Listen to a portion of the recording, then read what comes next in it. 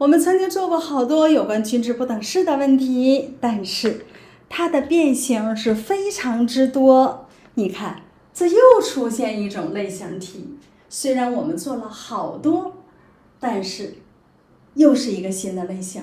我们看一看这样的题怎么做呢？首先我们回顾一下均值不等式啊，它是 a 和 b 都要是正实数，然后任何两个正数的和一定大于等于2倍的根号下它们俩的积，当它们俩的积有定值的时候，那么 a 加 b 都比它常数大，等于常数就是它的最小值。还有一种就是 ab 小于等于2分之 a 加 b 括号的平方，当 a 加 b 是定值的时候，那么任何两个正数的积都小于某一个常数，等于这个常数就是它的最大值。口诀是一正二定三相等，那么最值取得的条件一定是等号处取得最值。好了，那么像遇到这种题我怎么去做啊？不是拿了一个题我就硬想，拿了一个题我就硬想，我套不上公式我就不知道该咋办了，而是我要有一个成脉络的想法。什么想法呢？像遇到这种题我就问3句话。第一句话，你是什么形啊？ a 加 b 的形。那你们 a 加 b 的形要求最值，你们的积有定值吗？我一看已知没有定值，没有他们的积是定值，没有积是定值，那你要怎么办？我要构造倒数。当没有积是定值的时候，我有好几种办法。这个呢，我首先要想到构造倒数。所以我们是有方法的，怎么去求？先问3句话，你是什么形？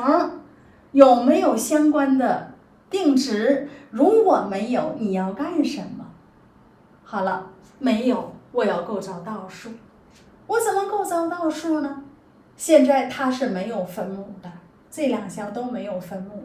你看给我的这个式子有分母，我构造倒数，我希望构造出什么样来？x 分之 y，y 分之 x， 将来你们俩相乘的时候能够约掉，变成常数，这就是我构造倒数的目的。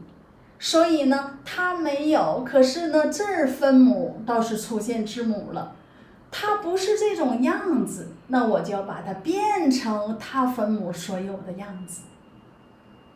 它分母所有的样子有 a 加2，有 b 加2，所以呢，我就给它变一变，给 a 加个2，你给2b 呢就不能加2了，你就得加4。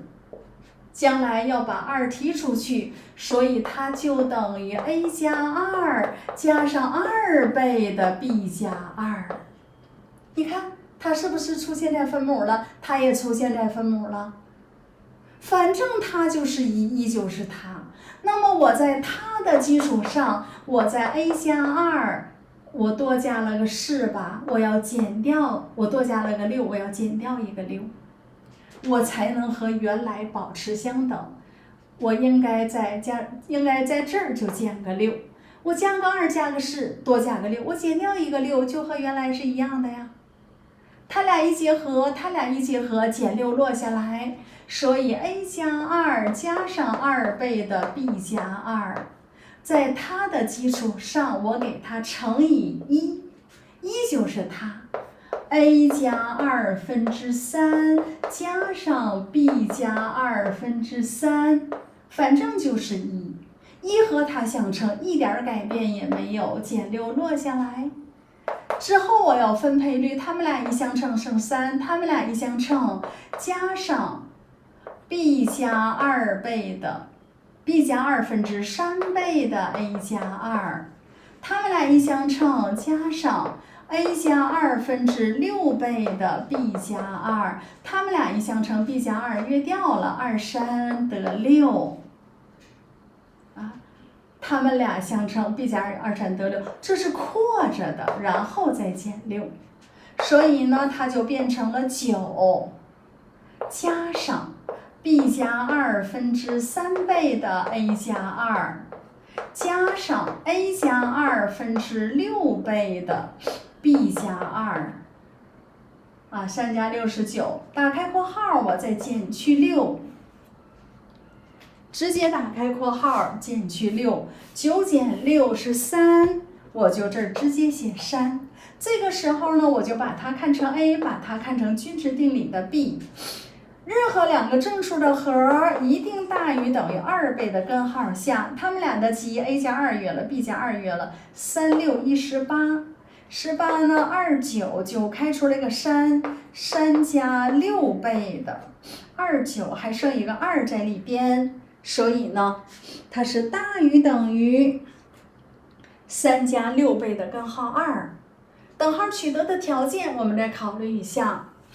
你在哪儿应用的均值呢？我在这儿应用的均值，均值不等式1增2令3相等，当切仅当 a 等于 b。你曾经把它看成 a， 把它看成 b。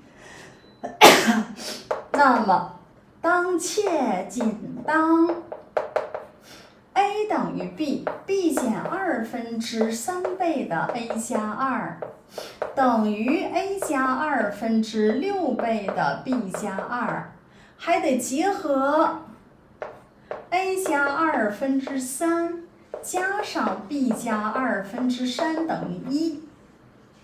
先把3约掉，这儿剩2了。交叉相乘 ，a 加2的平方等于2倍的 b 加2的平方，所以 a 加2是等于根号2倍的 b 加2。然后再结合这个式子。a 加2分之3加上 b 加2分之3等于1，把 a 加2的这个带到这儿，然后一通分一整理，得出来 a 等于谁 ，b 等于谁的时候，那么你这个式子 a 加2b 都比这个数大，等于这个数就是它的最小值。这个方程呢，大家解一下就可以了。好。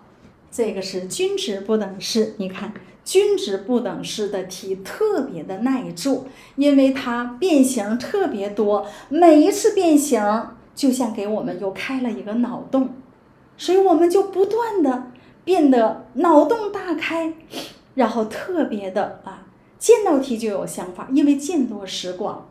所以我们在5套卷当中，所有的无论是集合的题、命题、简易逻辑的题，还是不等式，还是解不等式，还是均值不等式，所有的题都特别的有价值，都不是白送的这个白给的小题，不值得一做的。